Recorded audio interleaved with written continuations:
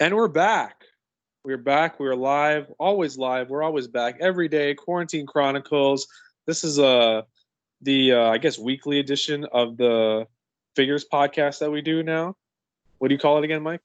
Oh man, it's the Minor Sports Entertainment Toy Podcast. There Total you go. opposite of Major Wrestling Figure Podcast. I just named this podcast I don't call it major. I just put wrestling figure podcast. But Yeah. yeah, You I got a bunch.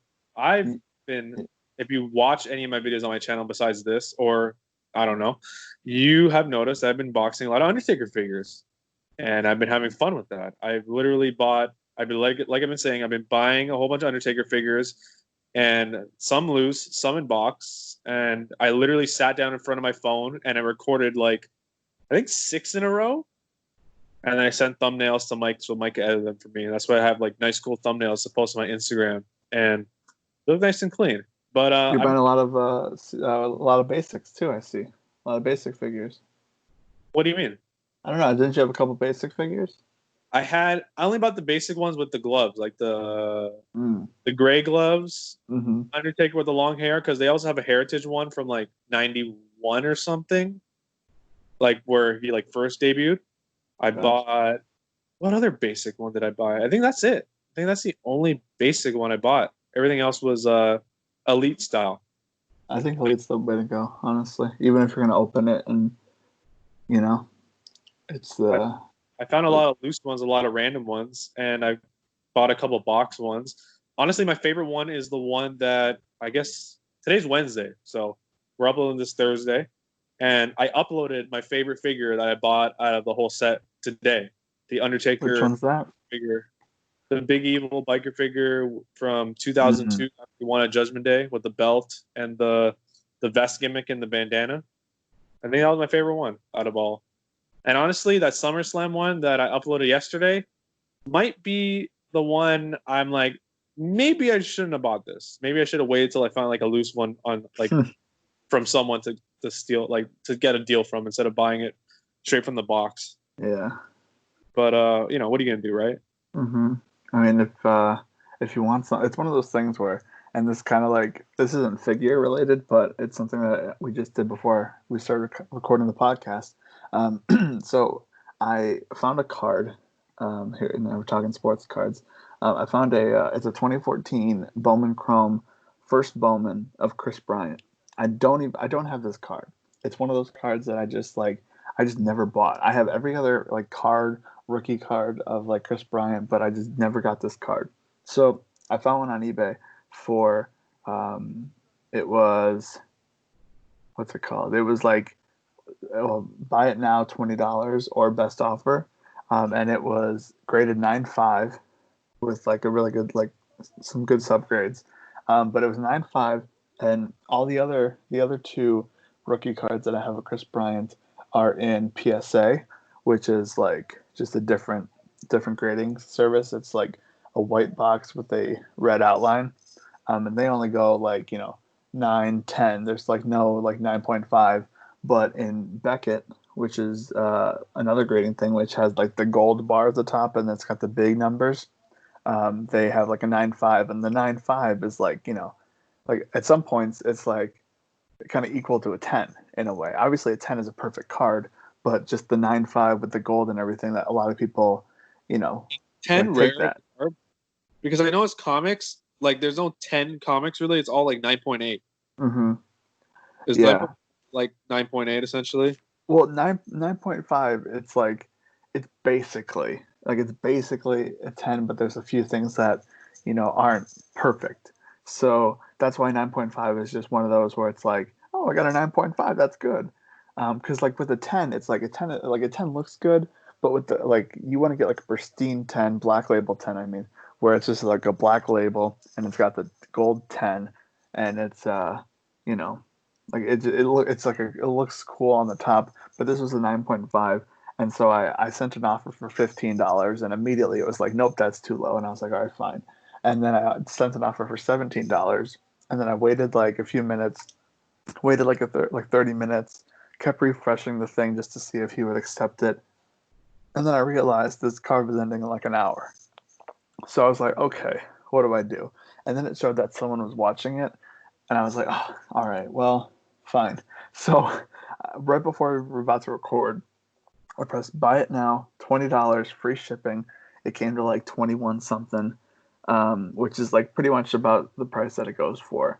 But it's just one of those cards that I just don't have, and it will stand out because all the other ones are PSA and this one's a Beckett. And yeah, I mean, it's a really good card, and I'm excited about it. So, spent $20 to record this podcast. You know what I hate? I hate when people put buy now offers and you like just do like $2 lower and they decline. It's like don't put best offer. You Oh know what I mean? yeah. If there's like make offer, and you know you put like a thing, and it's like don't decline. Like I understand the $5 off. Like $5 off is big, but because especially here's the thing with like grading cards and stuff, it costs like $10 to $15 or something to grade the card. Yeah. So in a sense, like the card itself is only like a couple of bucks, but the grading is like the majority of it. So that's why a lot of cards that I buy. If I want them graded, I take that into consideration where it's like I, you know, I think the the grade like it's someone else is like taking that time and effort to do this for me. You know what I mean? Yeah, because you could send that off and get like a 9, what? Like a 9 and be like, oh crap, I thought this was a 9.5. Would that happen? What do you mean? If you thought you had a 9.5 and you come back and you get a 9, wouldn't that be like disappointing? Yeah. So it's like that's the gamble you take, where it's like if you think it looks really good, like you can get, like you could think it's a 10 and it's a perfect card, but then it's like, oh, I got it like an 8, and it's like, whoa, what happened? So that's why grading is weird, and that's why it's like I let everybody else like do the grading for me. That's why Well, like the look three or at four comments. cards. Like people are selling like I guess like raw paperback as they call it or whatever, and it's like, oh, it could be a 9.6 to a 9.8. I'm like, I don't want to take that chance. That's like literally hundreds of dollars on the line. Great. Yeah. Like if I get a 9.6, I'm like, oh, I should have just bought the 9.6 instead of me paying to go grade it. Versus if I got a 9.8, then it's like, oh, this is worth like $200-300 more, or whatever. So real quick, another thing that I did um, was I purchased a card a couple days after we recorded the last podcast, talking about like what we bought and stuff like that. And I am trying to get a lot of the guests that this one podcast that I listen to has on, just because like it's just cool guests and like they're Chicago people, so it's like I want to like collect them. Um, so there's been like a couple like baseball players that like the one was Jason Kipnis. He's from the Chicago area and now he's on the Cubs. So like I got an auto for his. Like it was real cheap. Like I threw in a bit at the last second and I got it. But more recently, they had Anthony Rizzo on, and Anthony Rizzo. This interview was just electric. Now people forget that me and Justin could have met Rizzo, but we didn't know that it was him because I he don't took know the that job. picture. He's like, all right. What? I said, I don't know who that job is. All right. So anyway, so I was like, oh man, this interview is awesome. Like Rizzo autographs go for so much. Like I gotta. Well, they go for like between 30 and above when it comes to like his autographs. So I As bad as you make it sound, because that I feel like he was worth definitely more. Yeah, it varies. It depends on what the card is and what the company that made the card. It varies upon things, but it's not like a cheap like $10 autograph or something. So anyway, so I was looking and I found a Donruss one, which is the one where they don't have any of the logos because they don't have the rights to them, and it's a sticker autograph. But it was $10, and I was like, this seems really cheap to me. I'm gonna buy it. So I got a Rizzo autograph, and Right. if that's the only Rizzo autograph I ever get, I'm fine with it because it's a Rizzo autograph. So um, on that note, switching back over to figures, Justin texted me this link to Office Figures, and I want to know why you texted me the link to Office What do you Figures. think of this? This is literally I'm like I suddenly when I'm we're on the podcast and you're talking, I'm scrolling through Instagram, clicking through stories, and this pops up. So I scroll up, and I'm like, what the hell is this? Office figures. They look like old WWF carded figures. So um, basically, the thing with these now in Canada, they're like 25. I think like in American it's like 19. Um, so I saw these in the store at Target and Walmart, in various other stores. And it's one of those things where um, I understand that they look like they're knockoff figures. You know what I mean? Uh-huh. Like you look at them and you're like, are these custom? Like who But they made these? look like the Dundee that we have, like that same series of stuff. Well, that's what I'm saying. Like they're official figures, but they look like they're knockoff figures. And Yeah. you know what they look like? You remember Dwight's Second Life? Yeah. Yeah, they look like they took the character, like they put all the Office characters into that game and made figures out of what they look like in that game. $5. It's like, Those are worth money one day. well, here's the thing. Like they go for like I think they go for like 15, like they like retail. So, Yeah. and I've seen them in the store, but it's like honestly, I'd rather buy the Funkos, and they look cooler, and it's like I collect them anyway. So, I mean, here's the thing. I'll be honest. Now that I see these on eBay going for this much, I'm definitely probably gonna buy them if I see them like in the stores. But I don't think I'm gonna take them out of the package. So, So I also got something today. Well, uh, yesterday or today or whatever. I got a box from you. Well, I got two oh, boxes. One, this is a spoiler for the next 2 days of unboxing, but the first box, I one of the boxes I bought from a guy like a month ago, and he put the wrong postal code because I sent him the wrong postal code, so it was lost in the mail for about 2 weeks. And I called the post office, and they said they'll sort it out. So it got sent to me today, and it was a Shinsuke Nakamura defining moments signed in red paint by Shinsuke. hmm. So that was only $45, and I thought that was pretty good.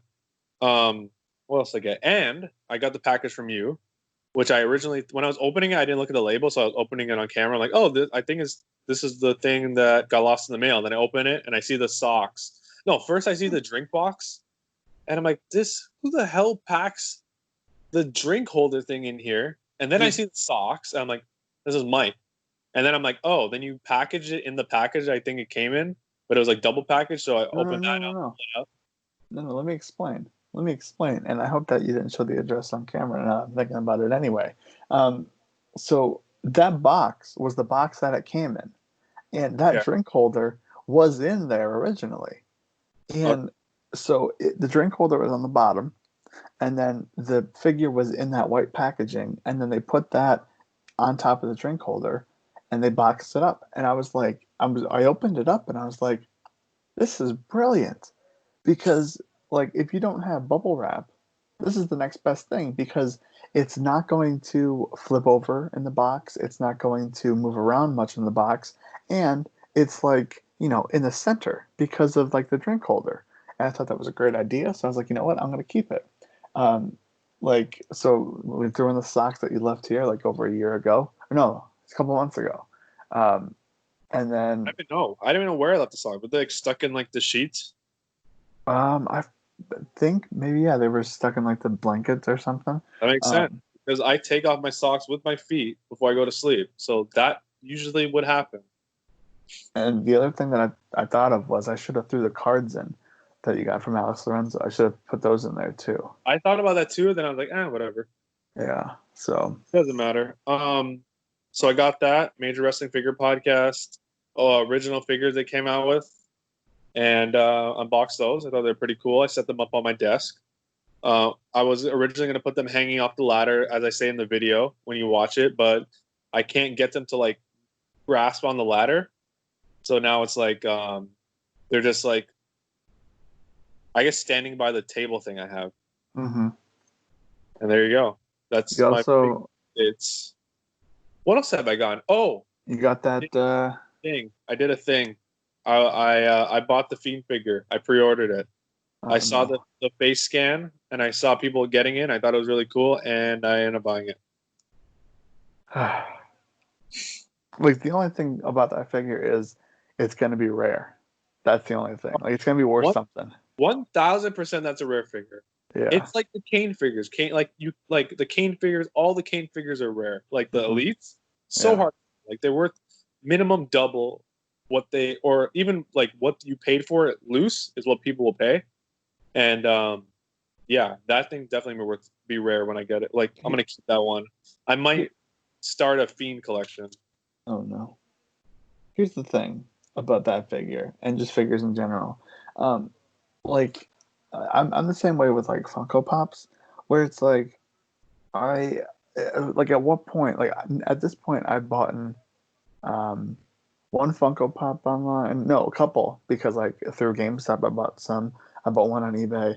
Um, I bought well, I've been looking at figures on eBay, like wrestling figures, just to see what's there and see how like it's priced and stuff like that.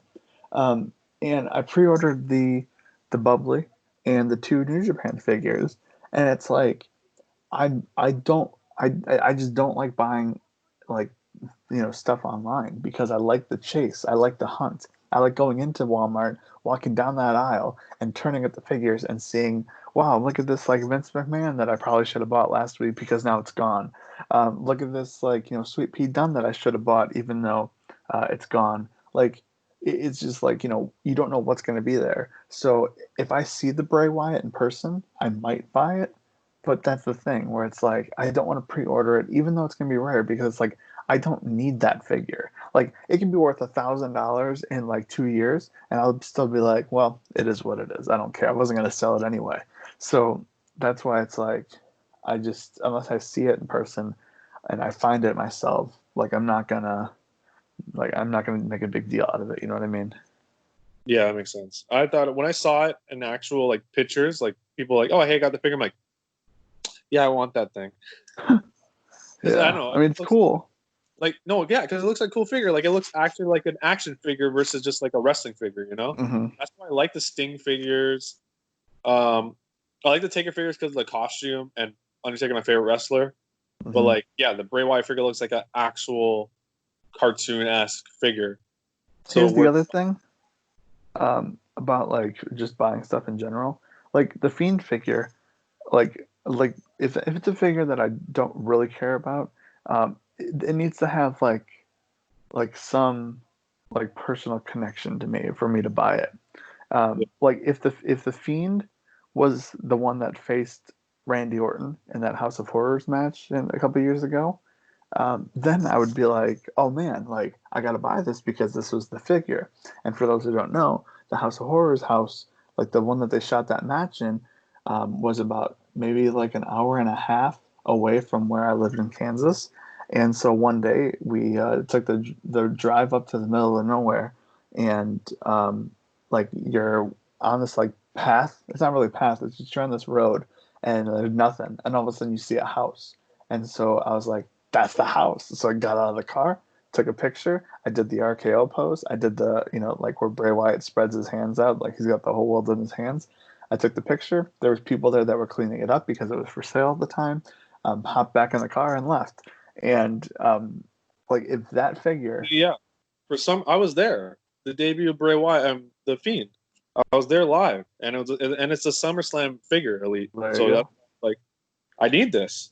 Mhm. It like hooked me. Like I was there for that. I was there for that debut, and See, everyone went that's a wild. good reason to buy it then, in my opinion. Like I'm not gonna just buy it just because, but for that, it's like, you know, It's a SummerSlam Elite edition. That whole Elite series, whatever 70, whatever 77 or whatever it is. It's Mhm. all SummerSlam edition. So it's like, and then I was there for that. So I was like, Yeah, I need to get it. yeah. So And then apparently they're going to come out with the Ultimate edition of him eventually, which I'll probably end up yeah, do with the title. I don't know. Those Ultimate Editions are interesting because like I feel like they knew that it was gonna be in demand, so they printed a lot of them. Um, so I think Oh, you think I they're don't. overproduced? Like people bought, Yeah, they're not going to be worth as much as they people think they are. no, I don't. Oh, Like I think the elites are more like I think they're just more like sought in after. demand. Yeah, Yeah. Um, because like the basic ones they produce a lot of, and then the elite ones they produce a certain amount of, and then like the companies have to see how like in demand some of these old ones are. So I think they're like, oh, like these ultimate editions, like I mean, you can go to the store and you could find like 15 Ronda Rouseys or 5 Nakamura's or 4 Finn Balor's or whatever. So it's like if if they're just out there, like what the heck? I don't know, but it is what it is. So yeah, probably gonna get that. I do like the Ultimate Editions. Then I'm like, because it's like, oh, it's only 2 a thing, and then I'm like, I don't really need this because Yeah. like right now I'm just buying to unbox. I got my Takers set I'm collecting. The Sting ones I like the 2 I have. I like just whatever I have. So I just wanted the 2 Stings. The Fiend one I just bought, and then the New Japan and Shinsuke is like my like Japanese style area, I guess. Mm-hmm. So that's that. My collection is. I literally vowed never to collect again, and now I'm back on it now. Yeah, but like I feel like now we can see, and especially like you can see what you sold. And when we were collecting back then, it was more of okay. Here's the thing: when we were collecting back in the YouTube days, it was like we need to have the biggest collection possible, and I'm gonna buy everything that I can so I have the best collection possible. I gotta buy all the DVDs. I gotta buy every single event, every Too, it's Mania. like Breach, you, whoever, Ravi, fucking uploads a video, be like, oh hey, I bought this. Like, want that now, dude. Yeah, and it's like it was about having the best collection because you want it to be at the top. Now, like we know what we want and what we appreciate and what we collect, and we go for that. We don't go for everything. You know what I mean?